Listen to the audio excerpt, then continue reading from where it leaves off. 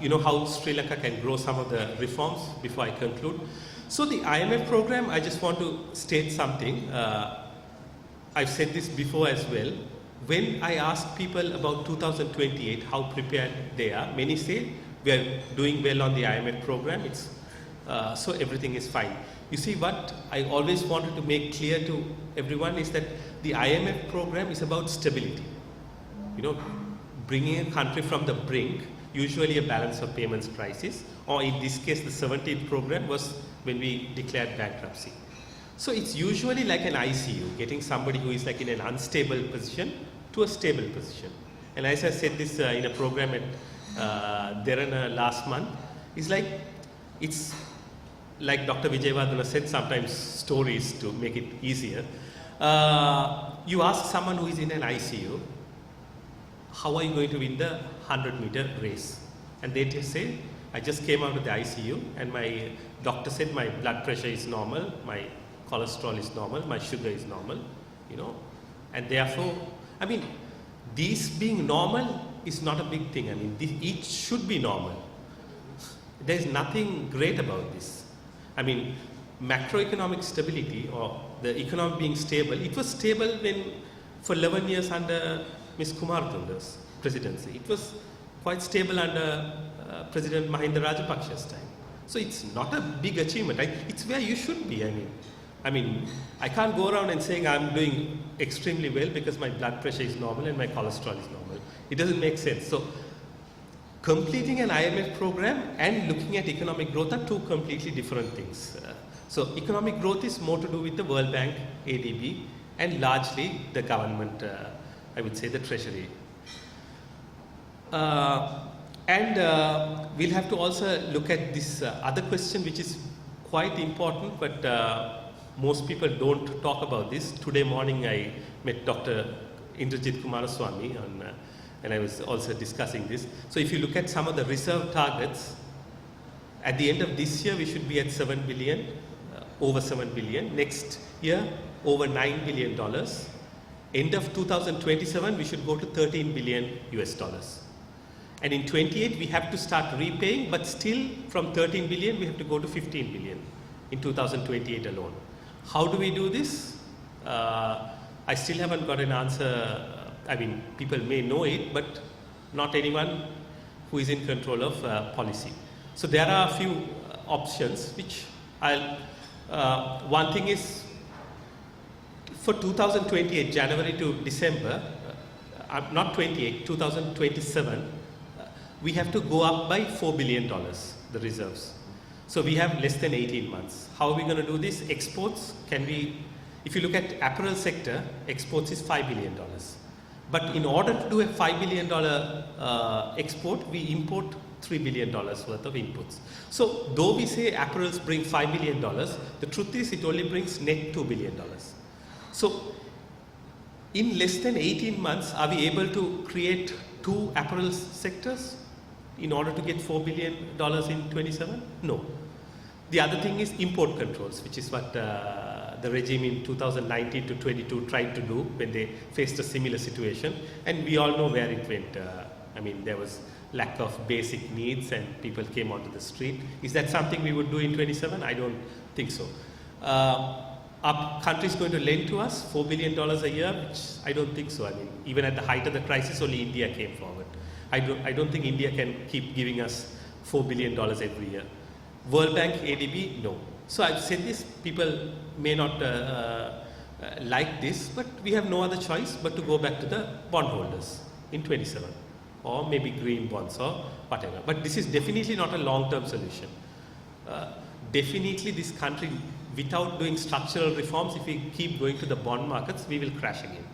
So in the short term, 27, 28, 29, we have no choice. But definitely we need the reforms to get back into exports, reduce borrowing costs, and get FDI. Those are the three ways we can look at a long-term strategy for this.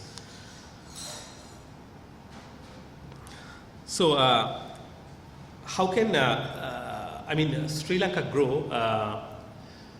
So there are various ways, but the first thing I always tell people is I look at the example of Japan in 1950s.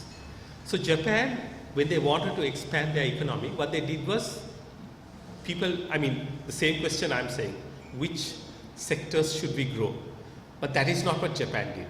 What Japan did was, which sectors should we shut down?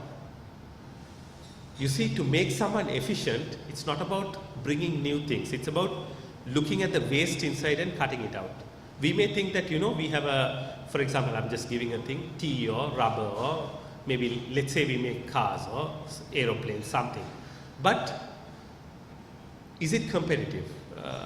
Do we have a comparative advantage? If not, Sri Lanka, at the end of the day, we have to notice that we only have 22 million people, 65,000 square feet of land, and an economy of 80 billion. So we can't afford to make everything in the country.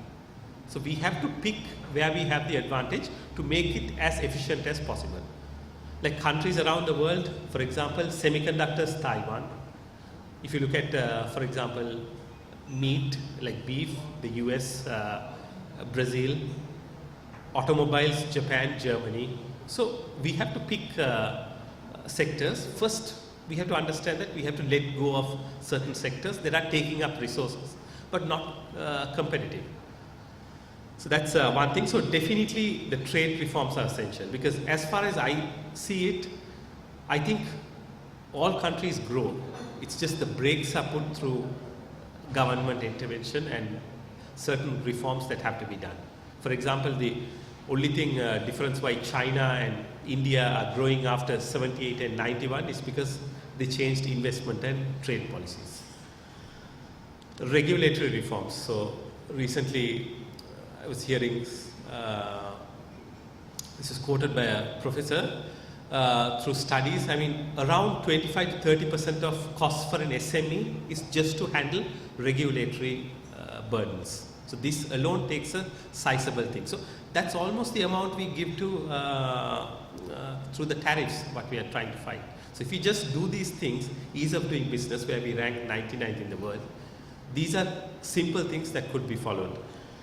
SOE reforms is of course something that has to be touched. The losses, for example, few people realize that we always talk about waste projects and others, but Sri Lankan Airlines debt comes to 340 billion rupees. Sri Lankan Airlines debt alone is equal to total cost of 4 Mattala airports. And Sri Lankan Airlines debt alone is equal to 2 years of personal income tax collections. So that's how much SOEs are bleeding. So CPC is even worse, 780 billion rupees.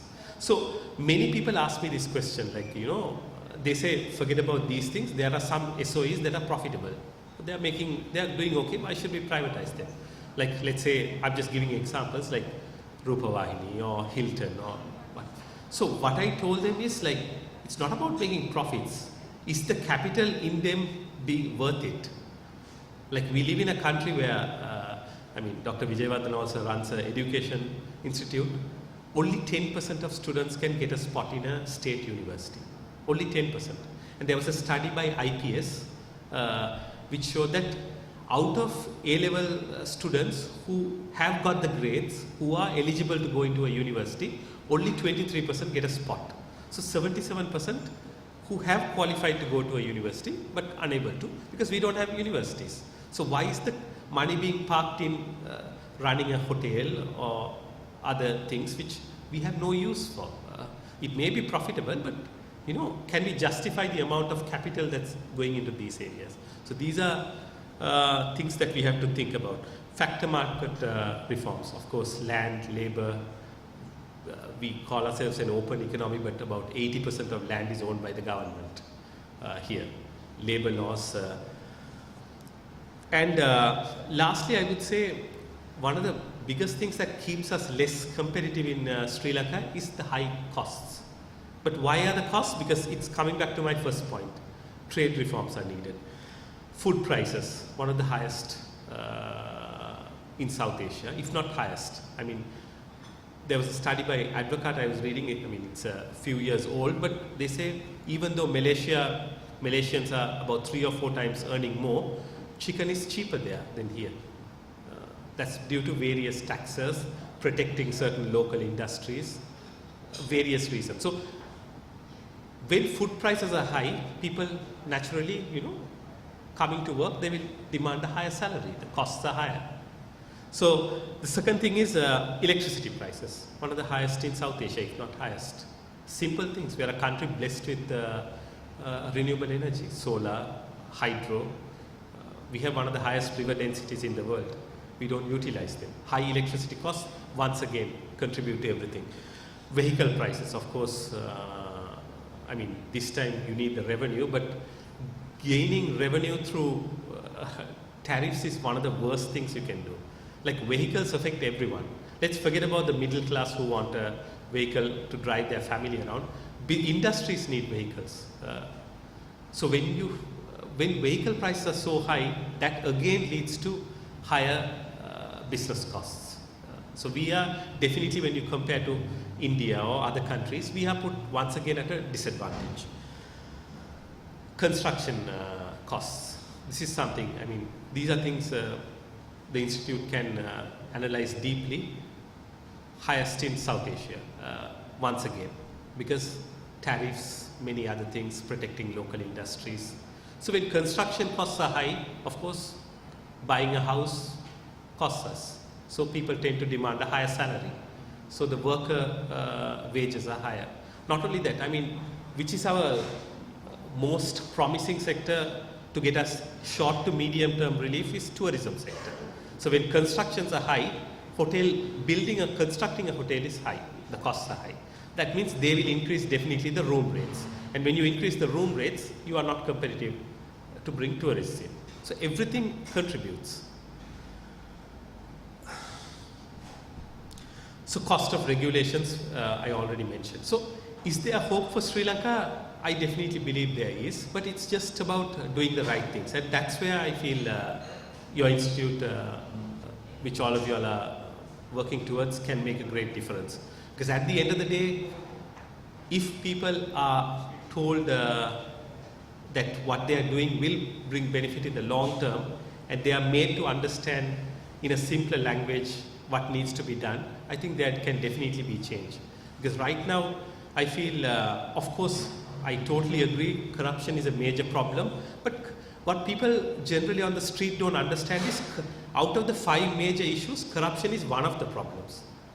But there are other problems. What we say is, once we solve this, everything is solved. Definitely that has to be solved, but there are many others: SOE, trade, regulatory reforms, land, labor, education reforms. All these have to go hand in hand. So that knowledge definitely needs to get taken. So with that, I'll end. Thank you very much.